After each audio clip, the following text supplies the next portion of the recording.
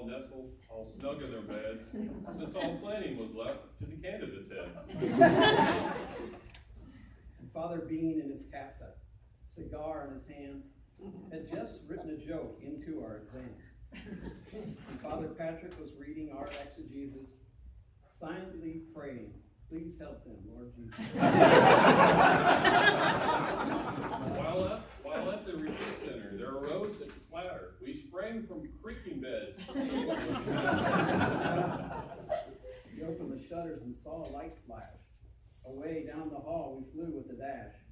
A super moon gave off such a bright glow, it gave the luster of midday to objects below. And what from the window of the classroom did appear, but a long dark car whose headlights grew near, with the limo driver as tough as a soprano. We knew in a moment it must be Deacon Citrano.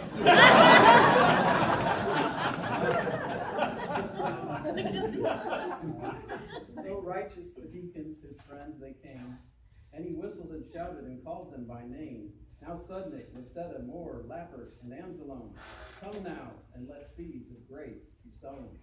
To the front of the altar, to the front of the class.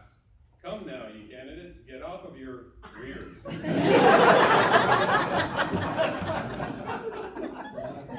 As dogs wait under table of their masters, waiting for scraps, we were quite the disaster. So up to the front the candidates flew, to make a joyful noise with voices so few. And then in a twinkling, a liturgy sung. Falling into rhythm came everyone. We now drew in our bellies, and we stood up so straight, and in walked Bishop Baker in a merciful state. He was dressed in all purple, from head to his toes, and his robes all iron, and like silk they did flow. Bundles of rosaries he held in his hand, and there our apostle in front of us did stand.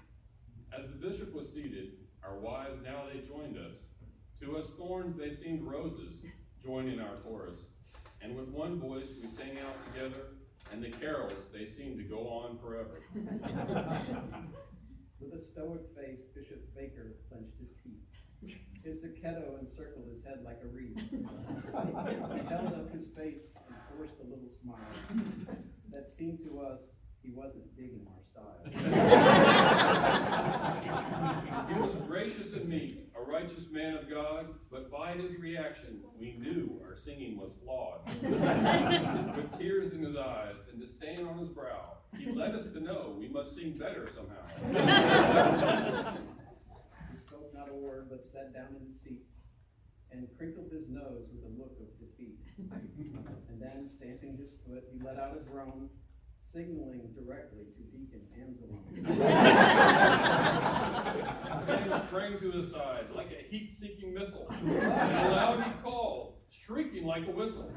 And we heard him exclaim as he walked out of sight, "Another 2 years. Sam, you have 2 more years to get them right."